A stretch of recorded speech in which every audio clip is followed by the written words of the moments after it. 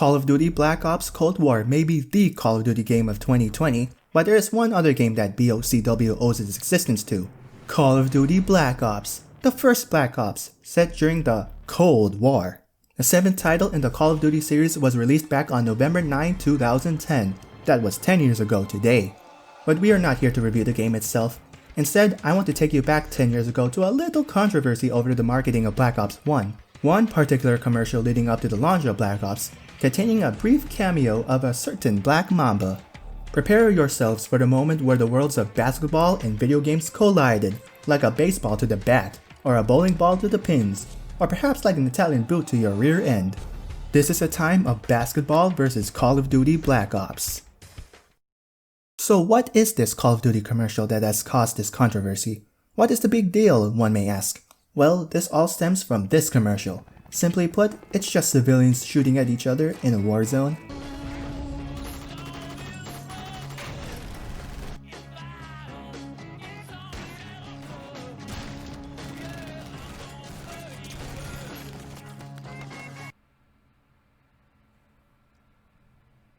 Is that Jimmy Kimmel?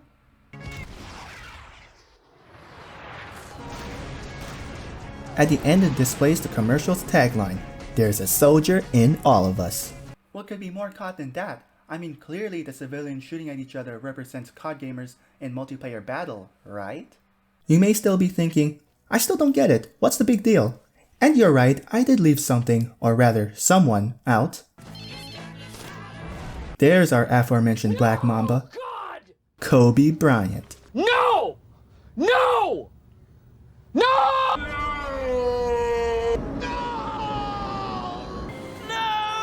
Before we continue, rest in peace Kobe Bryant since January 2020, along with his own daughter Gianna and the other victims in that tragic copter accident. But a decade ago, Kobe was coming off his 5th championship, his 2nd straight one, with the Lakers after the following year. That championship would become his final before retirement years later, and also the Lakers' last championship, until 10 years later recently when the Lakers, led by LeBron this time, won their 17th NBA championship. Now back to COD. Kobe's brief cameo in the Black Ops commercial rustled some jimmies in the sports media. People like Skip Bayless on ESPN, how typical, criticized Kobe's appearance along the lines of promoting gun violence to young people or something like that, even going as far as accusing the ad of equating real-life military combat to a video game. Yes, that was, again, 10 years ago, but regardless, here's my response. So what if people like Kobe Bryant play, especially violent video games? What? Is there like some unspoken rule that celebrities can't play, especially violent video games, unless it's based on their profession?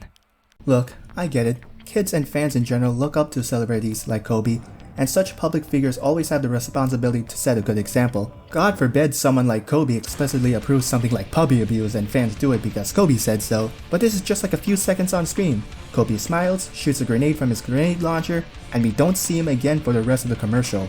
In fact, I don't think he even directly hits his target either. Like I just said, is there some secret unspoken rule out there that it's illegal for celebrities to play especially violent video games unless they are based on their profession? We don't know if celebrities like Kobe play video games in their spare time, maybe even playing with their kids, friends, family, fellow athletes, etc. Even with fans at times. People like Kobe are human after all. Oh, and a quick side note, no, the commercial doesn't give the idea that random civilians shooting each other with guns is the same as real-life military combat. It ain't that simple. Let me know when everyone in the battlefield, including civilians, is the Incredible Hulk, gets shot a few times and are able to regenerate their health bars after a few seconds like nothing happened.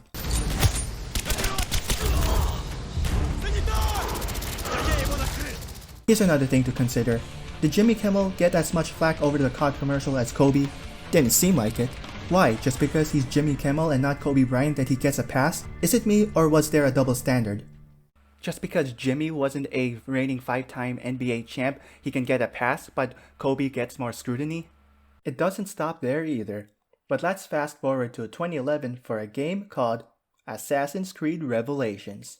I'm not at all that familiar with Assassin's Creed, by the way, but there was a commercial involving sports athletes just putting on assassin robes. Detroit Lions Adrian Peterson, UFC fighter BJ Penn, and my man D Rose of the Chicago Bulls, the Windy City Assassin coming off his 2011 NBA MVP award, the youngest in NBA history. And guess what? None of these athletes received a Black Mamba-sized controversy for being in that video game commercial. Again, why? D Rose didn't win an NBA championship at the time, but he still starred in a commercial for a violent video game. Why didn't he get the same flack as Kobe? Same with the other athletes. Was it because Assassin's Creed Revelations wasn't about the same kind of guns and grenades warfare like Call of Duty? More stabby stabby than bang bang shooty shooty? Overall, Kobe Bryant appeared in a Call of Duty commercial and the sports media freaked out.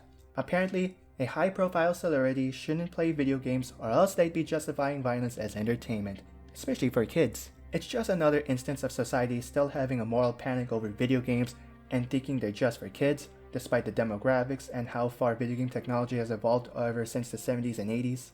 You've heard my thoughts into this decade-old controversy. I would like to hear from you. Do you agree, disagree, have any new perspectives over the story? Feel free to let me know in the comments down below. Thank you for watching, and Versatile Elements signing out.